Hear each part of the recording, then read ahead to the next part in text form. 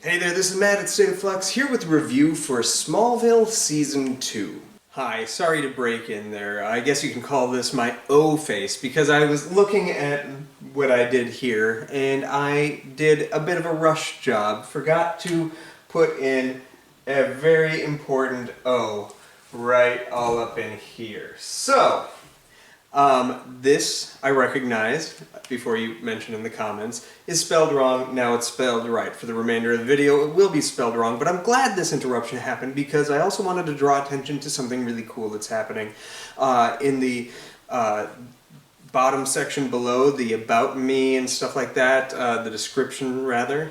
We will also have a link to an auction. I'm going to be selling some really cool stuff, including some really old classic comic books, pre-code comic books, early Superman and Power Girl, lots of early Marvel stuff. So if that's something you're interested in, or are interested in old vintage posters, original posters from movies from the 40s, 50s, and 60s, and some 70s, like the original King Kong poster from 76, I'm going to be selling this at a really cool auction that's coming up October 13th of 2024. Pre-bids are open now, so you can check that out. Alright, now to the video.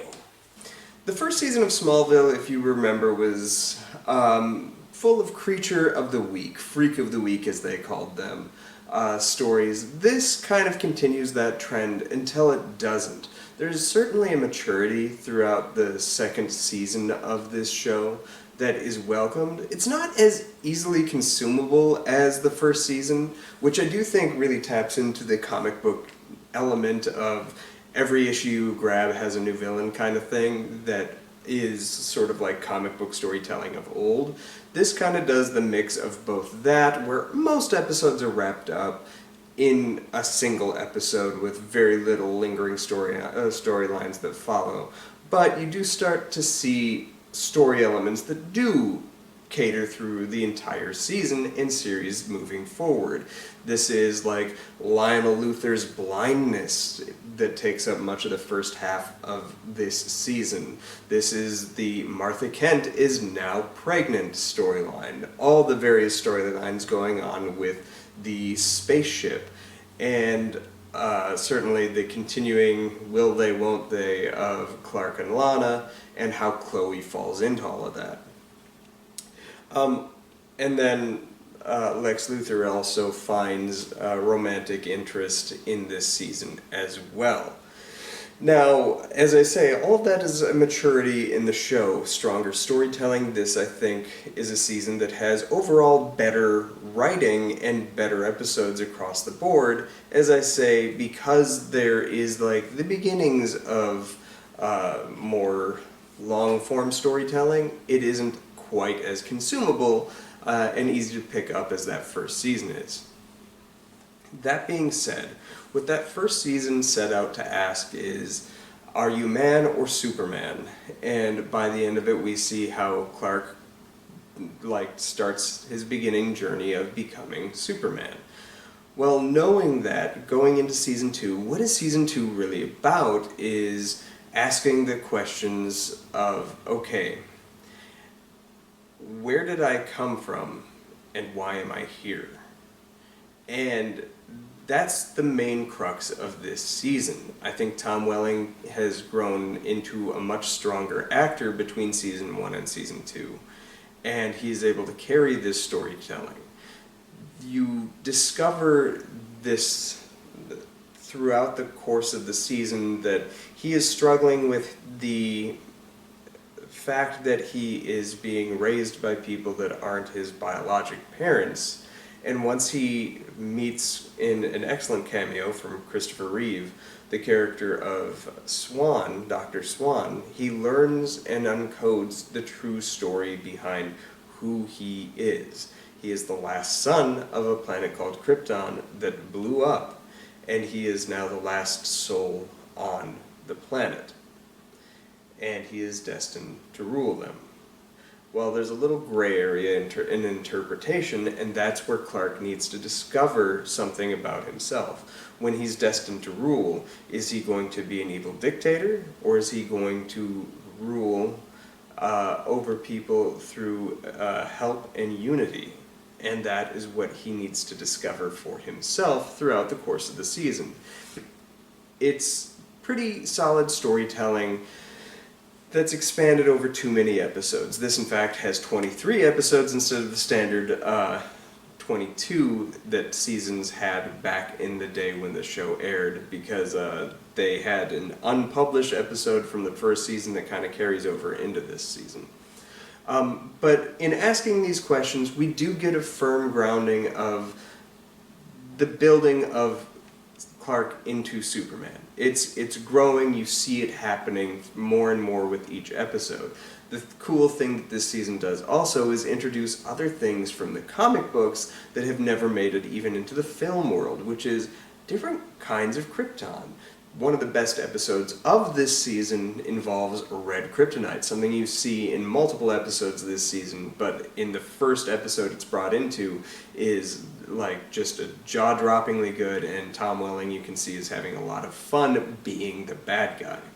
I mentioned Lex Luthor has a love interest. It's not necessarily something that's well drawn, but the character of Helen that Lex Luthor prepares to wed by season's end discovers Clark's truth in a pretty interesting way, and how she may be either manipulating that situation or trying to protect him from Lex knowing what the Luthors are capable of. Michael Rosenbaum gets firmer in his performance, though you can tell they don't really have a ton to do with him. They haven't figured out how to utilize him well.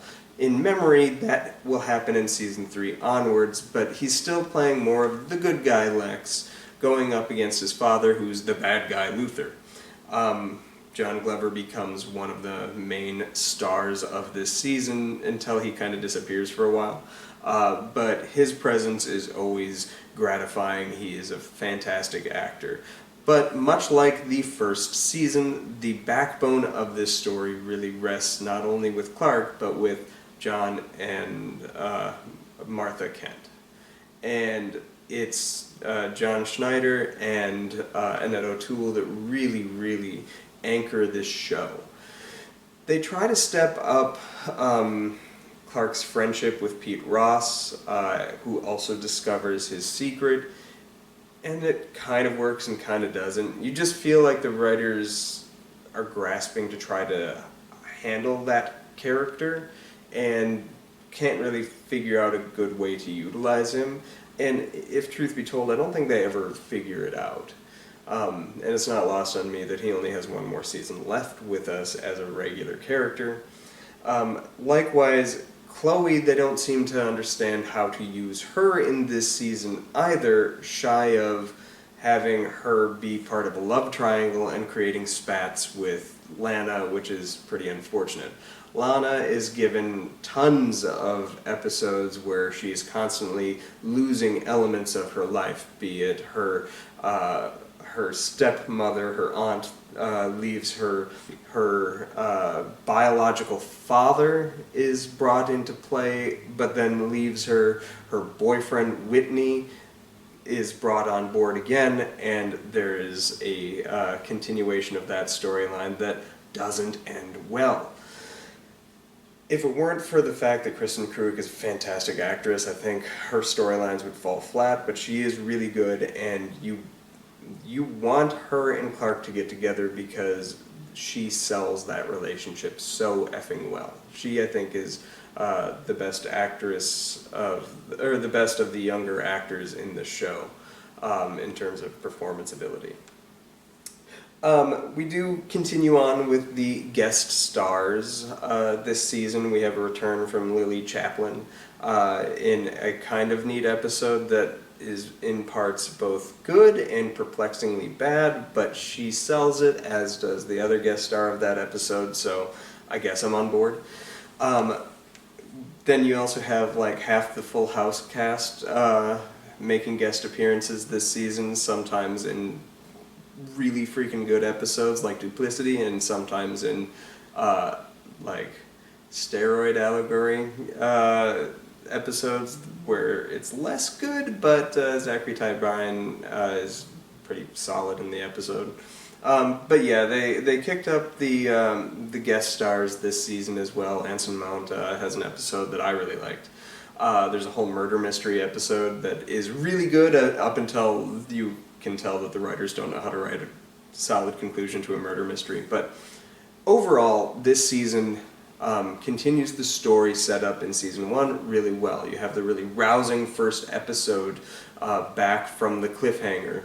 And then you kind of move into this season of the constant question being asked of who am I, and the impact, the choice, and how one's parents raise them really affects how people conduct themselves in the world. And that's what makes this show strong. I will come at you next week with my top 10 episodes of Season 2, so stay tuned for that next week.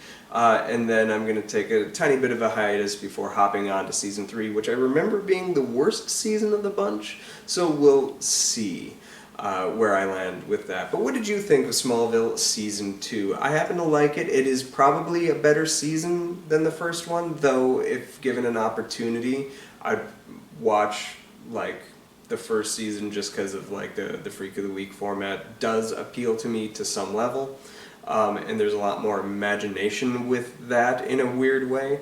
That said, individually taken, most of the episodes this season are considerably better than last season, and there are about 5 episodes this season that are incredibly strong, 2 of which I think are among the 10 best episodes of the entire show.